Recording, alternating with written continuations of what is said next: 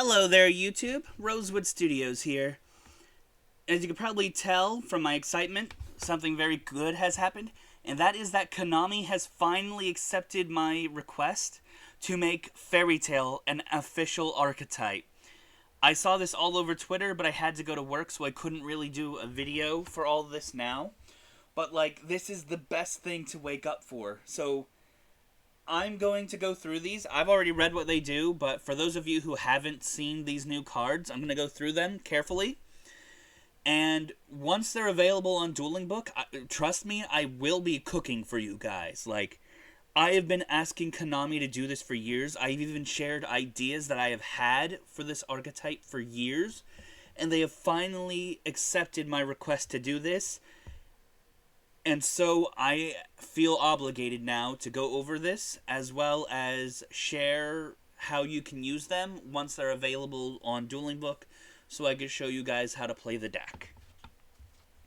I'm going to be cooking with a friend of mine if he's available at the time. I don't know exactly his schedule because he lives in a completely different country than I do. But if he is available, he and I are going to go together on stream and cook for you guys. So, long-ass intro, I know, but here we go into what is arguably my favorite deck of all time now, because Konami finally accepted my idea to make this an official archetype. So the first card, and look at this, the artwork here it's adorable. I love this. So the first card is Fairy Tail Matril. She is a level 4 light attribute spellcaster monster. As you can see, she has 1850 attack and 1000 defense. That's the whole theme of the Fairy Tail monsters. So you can only use the first, second, and third effect of this card once per turn. So first, if you control a spellcaster monster with 1850 original attack, you can special summon her from your hand or graveyard. Also, you cannot special summon for the rest of the turn except for spellcasters. Second, if this card is normal or special summon, you can add one Fairy Tail spell or trap from your deck to your hand. Lastly, if you pay 500 life points, then target one effect monster your opponent controls, and its name becomes Fairy Prince. Next up is Spinner of Fairy Tales, and this is a very cool card. Look at this artwork. This is amazing. I love it so much. Thank you, Konami, for doing this. She is a level 4 Earth Spellcaster Fusion monster with 1850 original attack and 1000 defense. She requires one Fairy Tail monster and one Spellcaster monster. You can only use the first effect of this card once per turn. During the main phase, you can special summon one Fairy Tail monster from your deck or banishment. Considering it says deck or banishment, I am assuming that this means Fairy Tail Snow is finally going to be unbanned. And if she does, I'm expecting an errata to her effect, so she requires something specific. Maybe a hard once per turn to her effect, or to at least make her fair. Or hard once per duel. Having infinite free bodies is powerful, but having just a once per duel additional body, that's fine. Back on track, though. Second, if a non-Earth Fairy Tail monster is normal or special summoned while this card's in the monster zone, you can target one effect monster your opponent controls, negate its effects, and if you do, it becomes Fairy Prince. So, since this does not have a once per turn, as far as I can see, theoretically you summon 4 or 5 monsters in a turn, you negate your opponent's entire board. Also, all Fairy Prince become Spellcaster, but that's yeah. Next is Narrator of the Fairy Tales, and look at this art. Seriously, it's amazing. It took forever for them to finally do this. Anyway, it's a level 4 Earth Fusion Spellcaster monster with 1850 attack and 1000 defense. It requires one light attribute Fairy Tail monster and one Spellcaster monster. And you can only use the first and third effect of this card once per turn. So if this card is fusion summoned with Fairy Prince's material, you could just nuke the board and inflict damage to your opponent equal to the amount of cards destroyed times 500. So theoretically, you nuke like 10 of their cards, they take 5,000 damage. Easy, that's perfectly fair. Your Fairy Tale monsters can't be destroyed by battle, which is pretty good.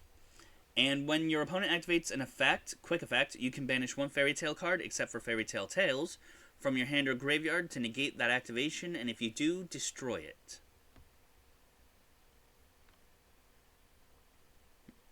Next up is Fairy Tale Wick Cat, and it is a rank 4 dark attribute spellcaster Xyz monster with 1850 attack and 1000 defense, and it just requires any 2 level 4 spellcaster monsters.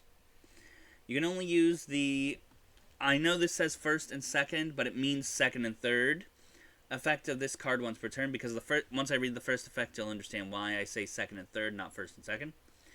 Fairy Tale monsters whose original attribute is light are unaffected by your opponent's activated effects. This is not an activated effect itself, so you can't technically use this once or twice or whatever, because it's just passively affecting the field.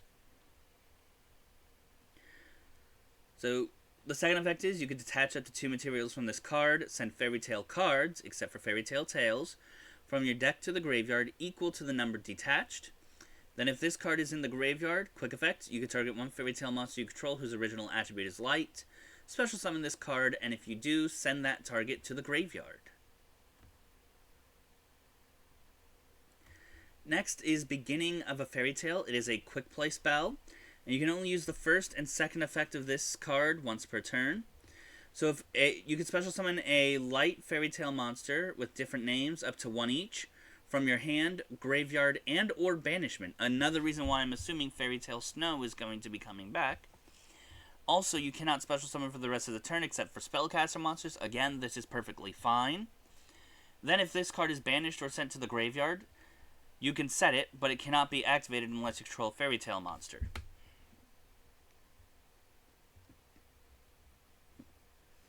Next is Fairy Tale Ball, a field spell.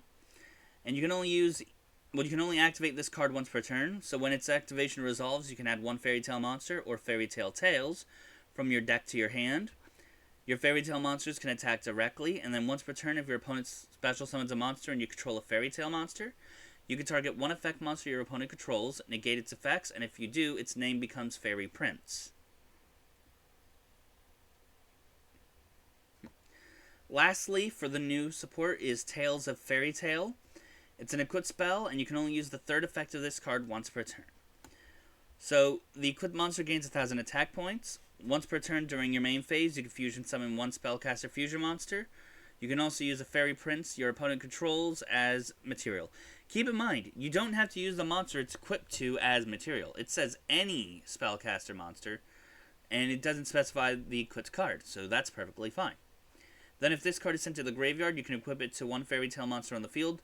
Then immediately afterwards, normal summon one spellcaster monster with 1850 original attack.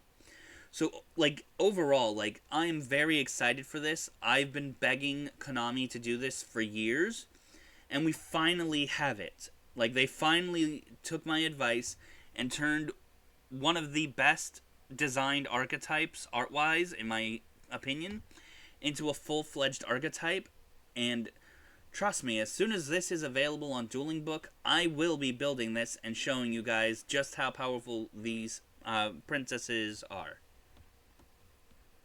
That's all I have for this video. I'm going to leave the link to this in the description below. If you want, you can join my Discord server and help with the channel and stuff there. And I'll see you all in the next one. Peace.